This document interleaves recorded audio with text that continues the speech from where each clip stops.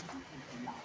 75 வயதானவர்களுக்கு அரசியலில் இருந்து ஓய்வு என்ற பாஜகவின் விதிப்படி மூத்த தலைவர்கள் திரு எல். கே. அத்வானி, திரு முரளி மனோகர் ஜோஷி, திரு வி.சி. கல்லூரி உள்ளிட்டோர் ஒதுக்கப்பட்ட நிலையில் அந்த விதி திரு மோடிக்கு பொருந்தாது என்று திரு அமித்ஷா கூறியதை ஏற்றுக் கொள்கிறீர்களா என்றும் அந்த விதி எல்லோருக்குமே சமமானது இல்லையா என்றும் திரு கெஜ்ரிவால் வினவியுள்ளார்.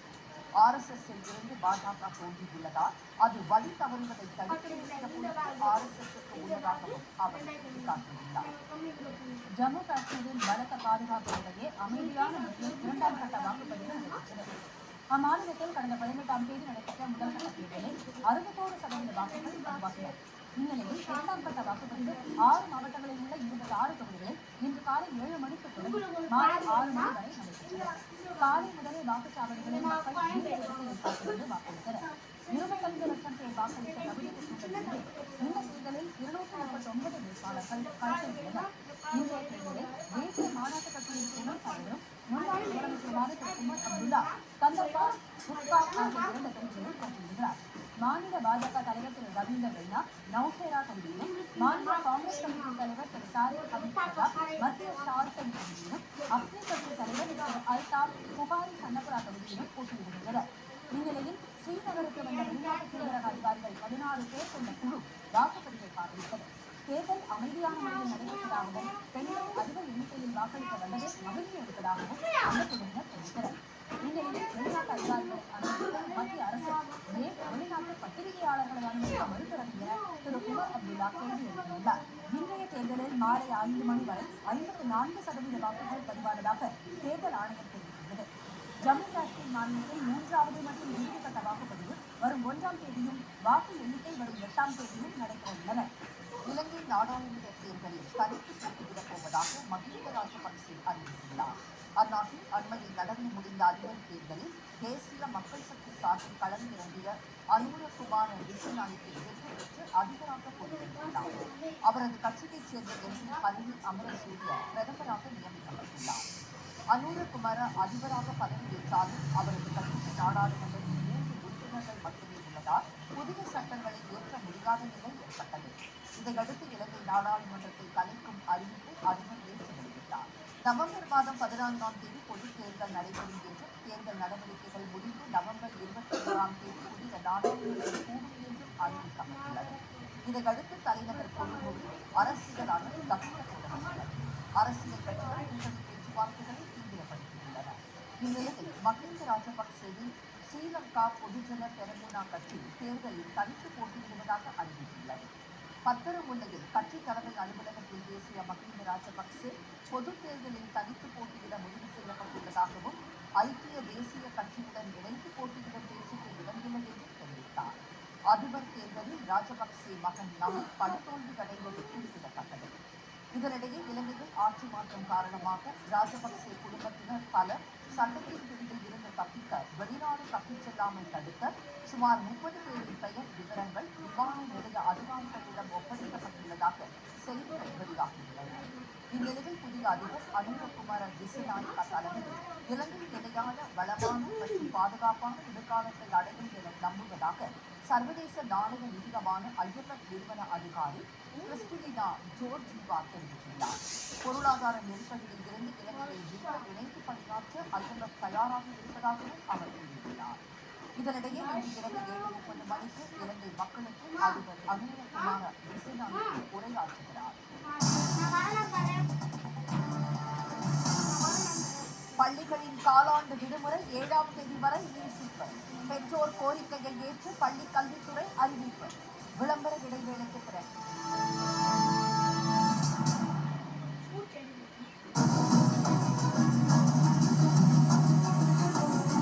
அழுத விழிகளோடு அவரை அங்கு கண்டேன். ஆனால் எவராலும் முடியாத காரியத்தை முடித்து காட்டுபவர் அனுமா. உதயகிருஷ்ணா அசன்னை வழங்கும் ராமாயணம் இன்று மாலை 6:30 மணிக்கு. சேர்ந்து வழங்குவோர் ராம்ராஜ் ஜெனிக்ஸ் அட்ஜஸ்டபிள் பாக்கெட் தோத்தீஸ். உடன் வழங்குவோர் Arasan detergent soap and liquid. Ujala liquid detergent இந்த லிட்டர் இப்போது வெறும் 245 முதல் ஆரம்பம். அந்த நகையை காட்டுங்க. போச்சுவோ பிரைஸ் மணி. கொஞ்சம் முதலீடு பண்ணிருக்கலாம் இல்ல? வரும்போது பண்ணிட்டேன். மொபைல்ல இருந்து எங்க? கவர்மெண்ட் செக்யூரிட்டிஸ்ல. RBI retail direct mobile app இருக்கு. ரீட்டைல் டைரக்ட் ஸ்கீம் மூலம் முதலீடு. அதாவது மெச்சூரிட்டியின் போது guaranteed return. No brokerage, no hidden fees. ஒத்துக்கிறேன். உனக்கு இல்ல, ஆப்க்கு. ஆர்பிஐ சொல்கிறது விவரமா இருங்க, எச்சரிக்கையா இருங்க.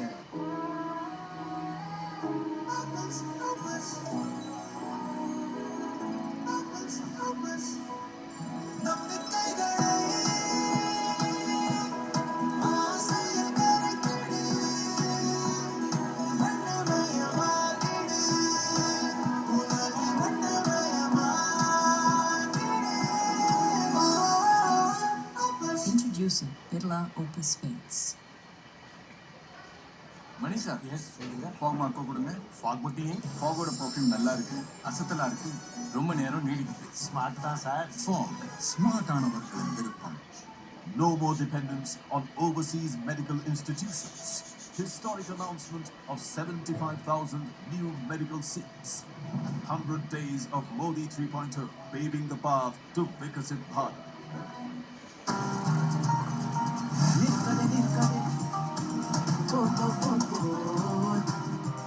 கேஸ்ட்ரால் ஆக்டிவ் தரும் சிறப்பான 3x ப்ரொடெக்ஷன் மட்டுமே. உங்க இன்ஜினை வைக்கிறது எப்பவுமே ஃபிட். Castrol ஆக்டிவுடன் 3x protection. இந்த விழாப்பிடியான கரையை எடுப்பது SRK. இவர் இல்ல டைல் ஸ்டெயின் ரிமூவல் கிட். புதிய டைல் தான் ஸ்டெயின் ரிமூவல் கிட். டைல் தான் அசல் சார்க்கே.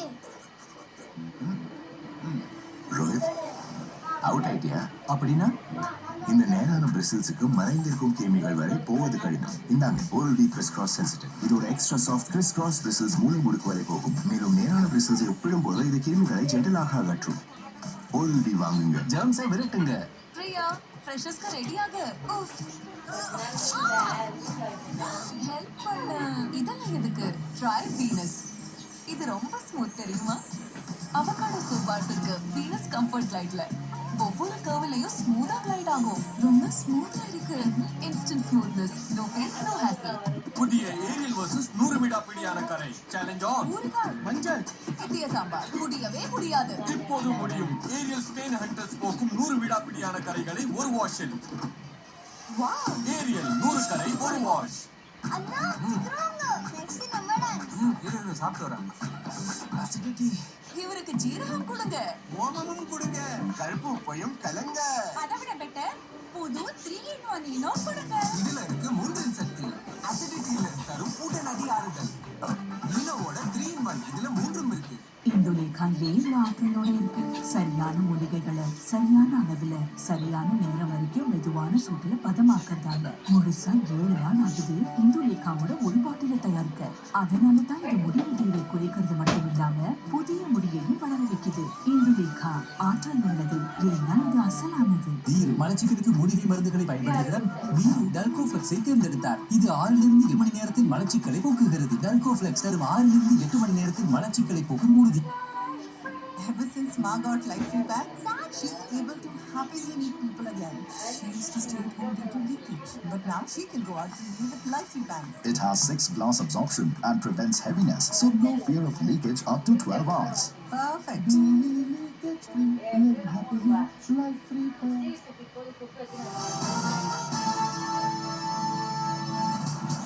செய்திகள் தொடர்கின்றன. சென்னை விமான நிலைய வளாகத்தில் இருசக்கர வாகனங்களை சங்கிலி போட்டு கட்டி வைக்கும் அடாவடித்தனம் அரங்கேறியதால் நாட்டின் முக்கியமான விமான நிலையங்களில் ஒன்றான சென்னை சர்வதேச விமான நிலையத்தில் தினமும் 60,000க்கும் மேற்பட்ட பயணிகள் உள்நாடு மற்றும் வெளிநாடுகளுக்கு சென்று வருகின்றனர். சென்னை விமான நிலையத்தில் பலவிதமான பராமரிப்பு பணிகள் தனியார் நிறுவனங்களிடம் ஒப்படைக்கப்பட்டிருப்பதால் பயணிகள் பெரும் அவதிக்கு ஆளாகி வருகின்றனர். வாகனங்களில் விமான நிலையம் உள்ளே செல்வோரை ஒப்பந்த நிறுவன ஊழியர்கள் மதிக்காமல் அவமதிப்பதோடு வழிமறித்து நிறுத்தி வசூல் செய்வதாக குற்றச்சாட்டு எழுந்துள்ளது. இருசக்கர வாகனங்களுக்கு தடை விதிக்கப்பட்டிருப்பதாக அதிகாரப்பூர்வமாக எந்த உத்தரவும் வராத நிலையில் அவற்றை சங்கிலி போட்டு கட்டுவது அனைவரையும் அதிர்ச்சி அடைய வைத்துள்ளது.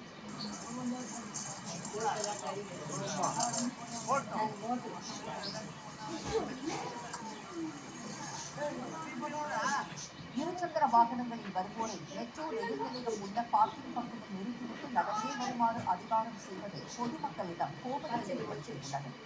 எந்த வழியாக செல்வது என்று புரியாமல் மனிதாபிமானம் இல்லாமல் விரட்டி அடிக்கும் ஒப்பந்த ஊழியர்களின் நடவடிக்கை யாராலும் தட்டி கேட்கவே முடியாத அளவு இருப்பதாக குமுறும் இருசக்கர வாகன ஓட்டிகள் விமான நிலைய நிர்வாகமே பார்க்கிங் ஒப்பந்தம் எடுத்துள்ள தனியார் நிறுவனத்தின் கட்டுப்பாட்டில் தான் இருக்கிறதா என்றும் ஆவேசமாக கேள்வி எழுப்புகின்றனர். இனி வருவது செய்தி துளிகள். தமிழ்நாட்டில் பள்ளிகளின் காலாண்டு விடுமுறை நீட்டிக்கப்பட்டு வரும் 7ஆம் தேதி திறக்கப்படும் என்று அறிவிக்கப்பட்டுள்ளது. வரும் 28ஆம் தேதி முதல் அக்டோபர் 2ஆம் தேதி வரை காலாண்டு விடுமுறை அறிவிக்கப்பட்டிருந்த நிலையில் ஆசிரியர் சங்கங்கள் மற்றும் பெற்றோர் கோரிக்கைகளை ஏற்று அக்டோபர் 6ஆம் தேதி வரை விடுமுறையை நீட்டித்து பள்ளி கல்வித்துறை உத்தரவிட்டுள்ளது. வேளாண் சட்டங்களை மீண்டும் கொண்டுவர வேண்டும் என்று கூறியதற்காக பாஜக எம்பி நடிகை கங்கனா ரணாவத் விவசாயிகளிடம் பகிரங்கமளித்து கூறியுள்ளார். கங்கனாவின் பேச்சுக்கு கடும் எதிர்ப்பு வருவதால் வேளாண் சட்டங்கள் பற்றிய பேச்சு அவரது தனிப்பட்ட கருத்து என்று பாஜக தெரிவித்த நிலையில் அவர் அதை திரும்பப் பெற்றுள்ளார். கர்நாடகாவுக்கு வரவேண்டிய செமிகண்டக்டர் தொழிற்சாலை அரசியல் செல்வாக்கை பயன்படுத்தி குஜராத் மாநிலத்துக்கு கொண்டு செல்லப்பட்டதாக மத்திய அரசு மீது கர்நாடக அமைச்சர் திரு பிரியங்க் கார்கே குற்றம் சாட்டியுள்ளார். பெங்களூருவில் செய்தியாளர்களிடம் பேசிய அவர் மின்னணு பொருட்கள் உற்பத்திக்கேற்ற வசதிகள் கர்நாடகாவில் இருந்தும் இங்கு வரவேண்டிய 5 செமிகண்டக்டர் தொழிற்சாலைகளில் 4 ஆலைகள் எந்த வசதிகளுமே இல்லாத குஜராத்திற்கும் 1 அசாமுக்கும் கொண்டு செல்லப்பட்டுள்ளதாக புகார் கூறியுள்ளார். பாரிஸ் பாராலிம்பிக் போட்டிகளில் பதக்கம் வென்ற தமிழக வீரர்களுக்கு முதலமைச்சர் திரு மு க ஸ்டாலின் ஊக்கத்தொகை வழங்கி பாராட்டு தெரிவித்தார். பேட்மிண்டனில் வெள்ளிப் பதக்கம் வென்ற துளசிமணி, வெண்கலம் வென்ற மனிஷா, வித்யாஸ்ரீ, உயரம் தாண்டுதலில் வெண்கலம் வென்ற மாரியப்பன் தங்கவேலு ஆகியோரை தலைமைச் செயலகத்தில் வாழ்த்திய அவர் அவர்களுக்கு ஊக்கத்தொகை 5 கோடி ரூபாய்க்கான காசோலைகளை வழங்கினார். திமுகவுடன் விரிசல் ஏற்பட வாய்ப்பில்லை என்று விடுதலை சிறுத்தைகள் கட்சித் தலைவர் திரு தொல் திருமாவளவன் தெரிவித்துள்ளார். கோவையில் செய்தியாளர்களிடம் பேசிய அவர் ஆட்சியிலும் அதிகாரத்திலும் பங்கு என்பது பற்றி திரு ஆதவ அர்ஜுனா பதிவிட்ட காணொலி பல்வேறு விவாதங்களுக்கு இடமளித்து விட்டதாகவும் அவர் மீது நடவடிக்கை எடுப்பது பற்றி கட்சி நிர்வாகிகளுடன் கலந்து பேசி முடிவெடுக்கப்படும் என்றும் தெரிவித்தார். இலங்கையில் புதிதாக பொறுப்பேற்றுள்ள அனுரகுமார திசாநாயக்க அரசு ஈழத் தமிழர்களின் அரசியல் உரிமை மற்றும் வாழ்வுரிமையை பாதுகாக்க தேவையான நடவடிக்கைகளை இந்திய அரசு மேற்கொள்ள வேண்டும் என்று மதிமுக வலியுறுத்தியுள்ளது. சென்னையில் அக்கட்சியின் பொதுச் செயலாளர் திரு வைகோ உள்ளிட்ட கட்சி நிர்வாகிகள் பங்கேற்ற உயர்நிலை கூட்டத்தில் இலங்கை கடற்படையால் கைது செய்யப்பட்ட தமிழக மீனவர்களை மீட்கவும் அவர்களுக்கு விதிக்கப்பட்ட அபராதம், சிறை தண்டனை போன்றவற்றை ரத்து செய்யவும் வலியுறுத்தி தீர்மானம் நிறைவேற்றப்பட்டது. கொடைக்கானலில் உயர்நீதிமன்ற உத்தரவின்படி ஏரிச்சாலை முதல் வெள்ளி அருவி பகுதி வரை சாலையோரங்களிலும் மீன் நிலையங்களிலும் உள்ள ஆக்கிரமிப்புகளை அகற்றும் பணி பலத்த போலீஸ் பாதுகாப்புடன் நடைபெற்றது. அப்போது சில இடங்களில் பொதுமக்களுக்கும் போலீசாருக்கும் இடையே வாக்குவாதம் ஏற்பட்டதால் பரபரப்பு. மதுரை கூடங்குளம் ரயில் நிலையத்தை 2வது ரயில் நிலையமாக அமைக்க ஒன்றிய அரசிடம் தமிழக அரசு வலியுறுத்த வேண்டும் என்று மார்க்சிஸ்ட் எம்பி திரு சு வெங்கடேசன் கேட்டுக் கொண்டுள்ளார். மதுரை ரயில் நிலையத்தில் நடைபெற்று வரும் விரிவாக்க பணிகளை ஆய்வு செய்த பின் செய்தியாளர்களிடம் பேசிய அவர் ரயில் நிலைய மறுசீரமைப்பு பணிகள் அடுத்த ஆண்டு நவம்பர் மாதம் திட்டமிட்டபடி நிறைவு பெறும் என்று நம்பிக்கை தெரிவித்தார். திராவிட நாகரிகத்தை பாதுகாத்த ஜான் மார்ஷலுக்கு சிலை வைக்கும் முதலமைச்சர் திரு மு க ஸ்டாலினுக்கு தொல்லியல் அறிஞர்கள் பாராட்டு தெரிவித்துள்ளனர்.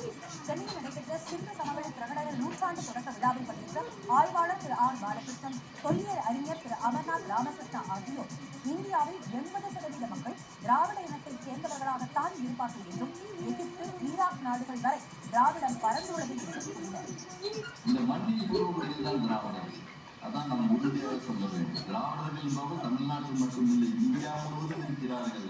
அவர்கள் நம்முடைய எகிப்திய பகுதியில் இருந்துள்ளார்கள், மெசபடோனிய பகுதியில் இருந்துள்ளார்கள் என்றுதான் இன்றைக்கு மரபணு சொல்லுகின்ற ஒரு கருத்து.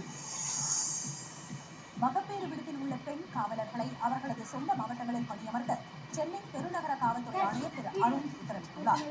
ஓராண்டு மகப்பேறு விடுமுறை முடிந்து பணிக்கு திரும்பும் பெண் காவலர்களின் குழந்தைகளை பராமரிக்க வசதியாக அவர்களின் பெற்றோர்